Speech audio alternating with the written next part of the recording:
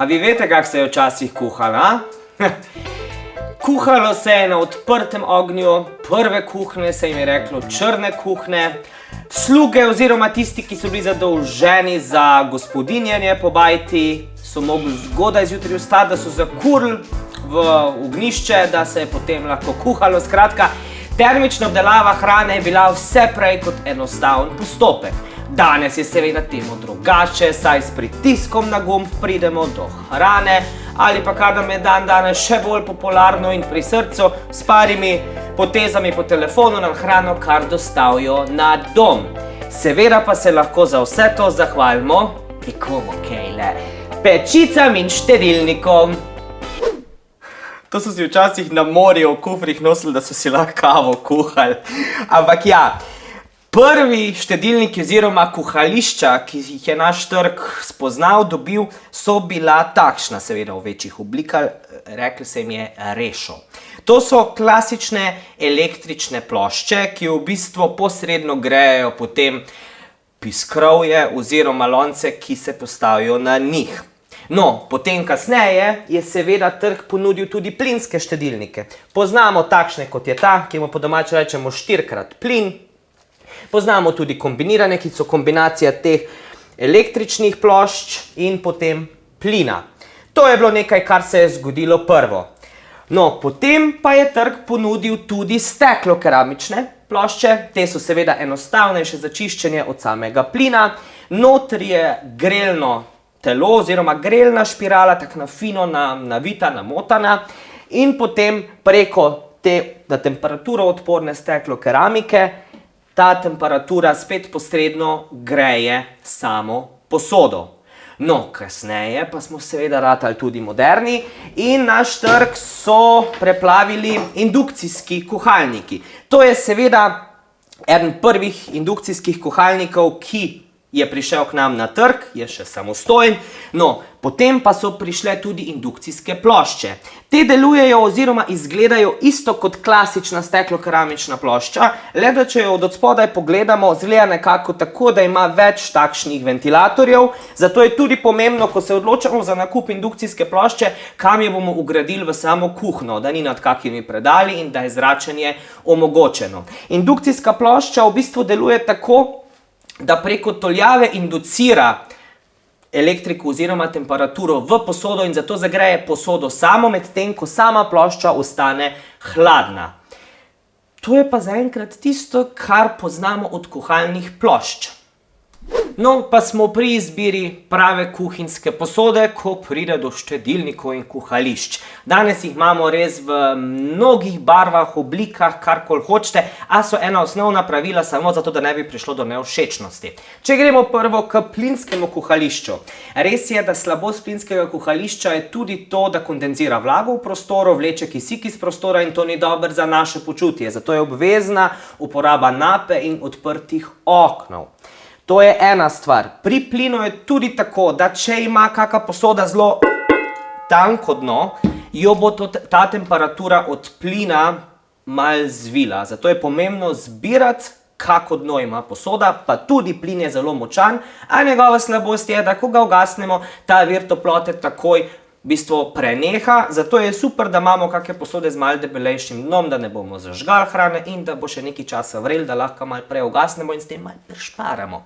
No, potem, ko pride do steklo-keramičnih plošč, električnih plošč, mora posoda obvezno biti ravna. Ravno zaradi tega, plin bo včasih posodo tako zvil, da se nam bo pol pisker tak vrtel ko ringelšpil oziroma ko vrtiljak po sami plošči, kar bo zelo znižal samo efektivnost in velika izguba energije bo. In ko smo že ravno pri izgubi energije, ljubčki moji, če je pisker tako velik, se da na majhno posodo. Če je pisker tako velik, ga damo na veliko kuhališče in nikakor ne obratno, ker s tem zapravljamo v bistvu elektriko, ki jo sami plačamo in to ni fajn.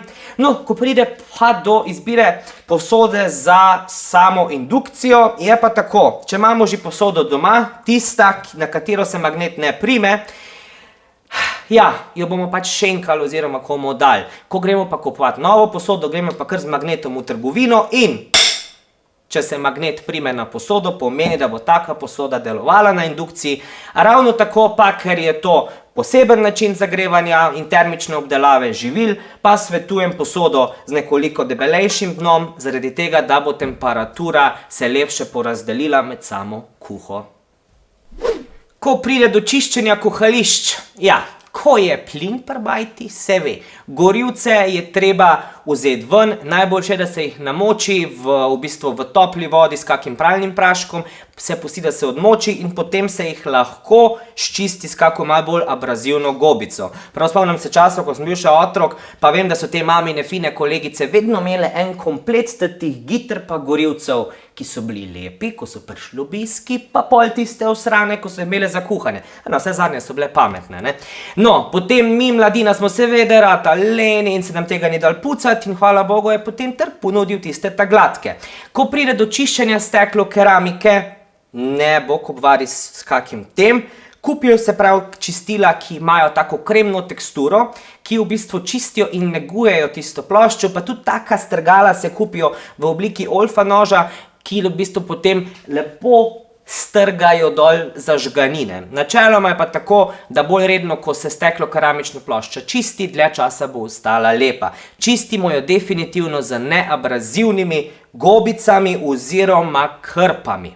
Pri indukciji je pa tako, da ker se sama plošča nikoli dobesedno ne zagreje, je tako, da jo po koncu kuhe lahko samo obrišemo z nekim blagim čistilom in za čiščenjem plošče smo na tak način gotovi. Zdaj smo pa že na pečicah. Te so res tiste, ki jih imamo zelo radi, ravno zaradi tega, ker tako vedno diši po celi bajti kuhinji, ko delamo z njimi. Prve pečice, ki jih je trg ponudil, so bile te klasične, neventilatorske, in te uporabljajo samo zgornje in spodnje grelo in potem se ta temperatura in to temperaturno žarčenje odbija od strani in gre v bistvu v živilo, ki ga termično obdelujemo.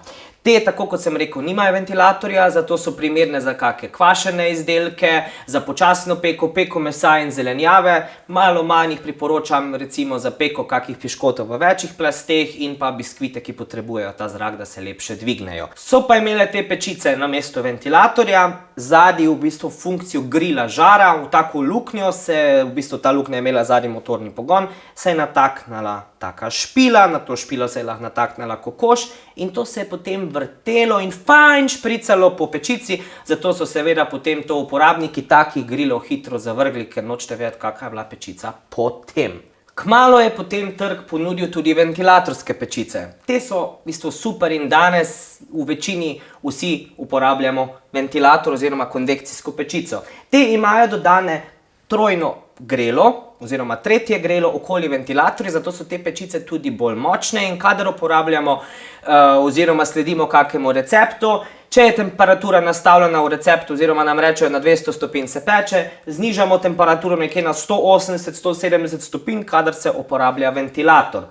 Ravno zaradi tega kroženja zraka so te pečice tudi primerne za biskvitna testa, za kakšne pavlove, za sufleje, ker bo vse skupaj se lepše dvignalo in tudi lahko pečemo v večjih nivojih in tako pečico in porabo energije v bistvu res efektivno izkoristimo. 2 do 3 pekače lahko noter recimo tanjše enakomerno spečemo. Seveda je potem trg tudi ponudil pečice, ki imajo noter temperaturno sondo, da se vtakne v meso, mi nastavimo temperaturo in ko bo notranja temperatura dosežena, se bo pečica avtomatsko izklopila. Pa so funkcije za kasnitev oklopa, pa prednastavljena peka, pa avtomatski programi, pa dodajanje pare, skratka, bolj kot gremo v korak s časom naprej, več funkcij pečica ima.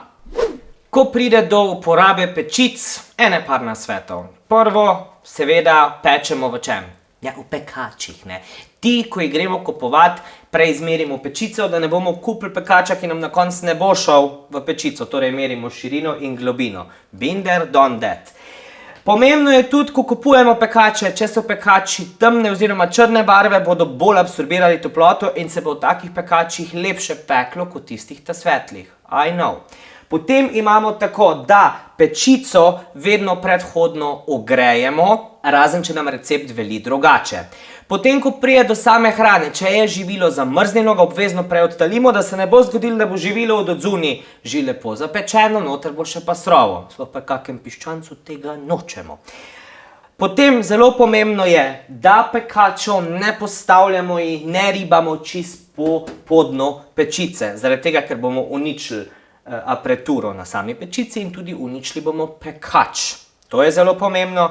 V pečico nikakor ne sodijo kakšne neognjevarne posode, bokovari, kakšne zaprte pločevinke, konzerve in tudi stekleni kozarci. Razen če so tisti za vlaganje, ko je ozimnica, pa še to nikoli ne več kot na 100 stopinj.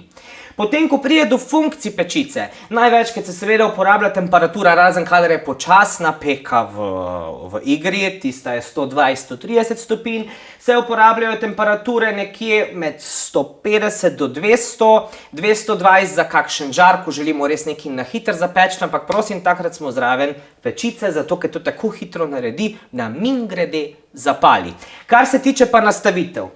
Ali imate analogno oziroma mehansko pečico, ali imate tako malo bolj nobel, velja tako.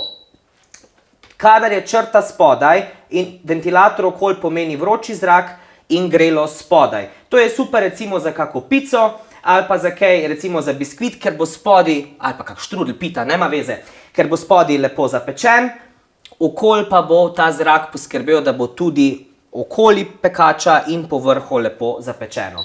Potem imamo samo ventilatorsko peko, to je primerno, kadar imamo več plasti, ko jih pečemo. Potem imamo klasika, to je isto kot taka klasična pečica, grelo spodaj, grelo zgoraj. To je najbolj optimalno za peko kruha in podobnih zadev, skratka to se največkrat uporablja, ker nimate ventilatorja. To je zdaj nek hladen zrak, ki je tudi ne toliko nepotreben. Potem imamo žar, sem vam že razložil, potem je to hladen ventilator, in samo grelo spodaj. To vam kasneje razložim pri čiščenju, zakaj je ta funkcija dobra. Potem je samo spodnje grelo, to je kadar želimo nekaj ohranjati toplo, pa damo lahko dosti na nizko polico oziroma na nizko rešeto. Grelo zgoraj in to se bolj redko uporablja in hladen ventilator, to je pa za sušenje kakih zelišč, da jih damo noter, kadar je recimo bolj vroče v kuhinji. To je pa načeloma nekaj optimalno, kar uporabljajo pečice od samih funkcij. Torej zapolnimo si, zgornje grelo, spodnje grelo je osnova, če je ventilator, naj bo ventilator in oba dva grela, ker se bo najlepše in enakomerno hrana pekla. Kadar smo pri žaru in nekaj hočemo res na hitro zapeči, takrat smo zraven, saj to pečica počne v minutah. Pucanje pečic, no to je res nekaj, kar noben od nas ne mara. Ampak, tako jaz pravim, boljši ustrajna pečica pa srečna familija, ko zglancana pečica pa skregana familija. Zapomnite si, ne biti sužni, to je brez veze. O glavnem, pri vrstah pečic in načinu čiščenja je tako. Prvo so bile pečice z emajlom, ki spominja na teksturo oziroma obliko stekla. Ta je dosti gladek in zato je samo čiščenje relativno enostavno. Ko pride do čiščenja takih mrež, jaz priporočam staro šolo. To se naredi tako, da se v bano ali v nek lavor nalije vroča voda, noter se da pralni prašek v prahu, to se namaka 2-3 ure in ko je to namočeno, je najboljše kaj od tega. To je navadna žičnata gobica, to je pa meni najljubša in to je sicer gobica s takim dosti vesoljskim imenom, uporablja pa železno volno. Zato ne popraska tako močno kot ta, ampak nese dol boga pa pol. O glavnem, to je kar se tiče emajliranih pečic. Potem so prišle na trg sploh dol iz severa tele pečice s katalitičnimi oblogami. Te so, ko jih gremo pogledati ali pa kupovati v trgovino, se jih takoj prepozna, ker so tak res zelo grobe na otip, tako nek šmirgl papir. Katalitična obloga pomeni to, da pri visoki temperaturi, ko maščobni delec špricne na to oblogo, le-ta oksidira, spremeni obliko in potem v bistvu se na nek način, ne glede da zgine, ampak tako da bi ga to posrkali not. Zato je te katalitične obloge potrebno na vsake par let menjati. Na vas je, kaj boste izbrali. Potem so seveda se zgodile sanje o pečici, ki bi se čistila sama in res so bile sanje, danes to več niso. Govorim o pirolizi. Kaj je piroliza? Mal za šalo, mal za res. Osebni krematorij. To pomeni, da se pečica zaklene za cirka 2 ure, porabi nekje 3 do 4 kW štroma in se zagreje na 500 stopinj. Seveda to ne velja za mreže, tako da mreže je potrebno vzeti ven in čiščenju mrež se nismo ravno izognili. Potem, ko se to zagreje, vse zogleni, vsa umazanija, vsa maščoba se skuri v pepel, mi ga na koncu samo pometemo, obrišemo z vlažno krpo in pečica je čista. Ampak se pravim, če nimamo pirolize doma, če imamo klasično pečico, jaz osebno priporočam, saj tako jo jaz čistim, kadar jo čistim, pa ne takrat, ko pridejo obiski, ko mene zmoti, za sebe to delamo, ne za druge. Se da lepo, ne čisto na podn, ampak na najnižjo možno varianto se da pekač z vodo, noter lahko date kako rezino limone, nekaj ali pa malo eteričnega olja in pečico nastavimo cirka na tam 120-130 stopinj, aktivirano spodnje grelo ali, kot sem prej omenjal, tudi ventilator. Na tak način se bo v pečici ustvarila para.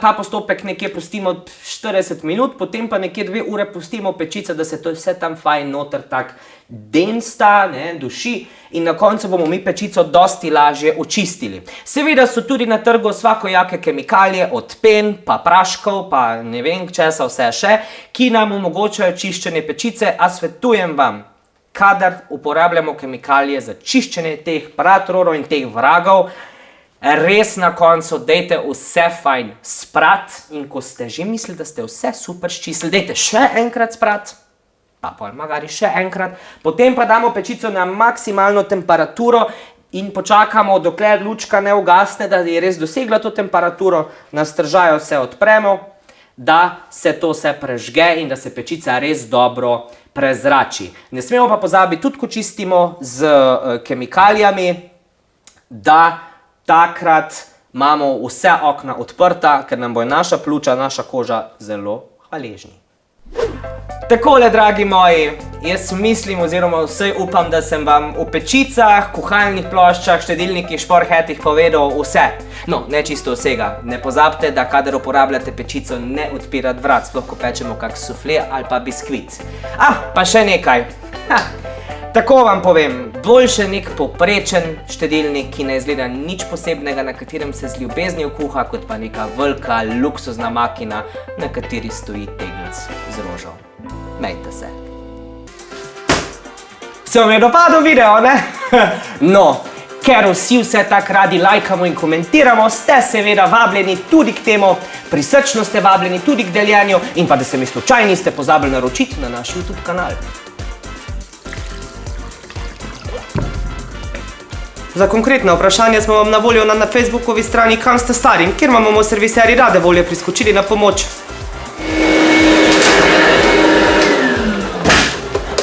Če se vam kje zalomi in prije teta panika na obisk, hitro skočite na našo spletno stran www.zeos.si, kjer najdete seznam dobrih serviserjev v Sloveniji.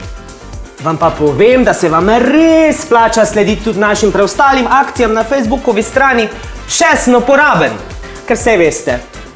Itak, da se da.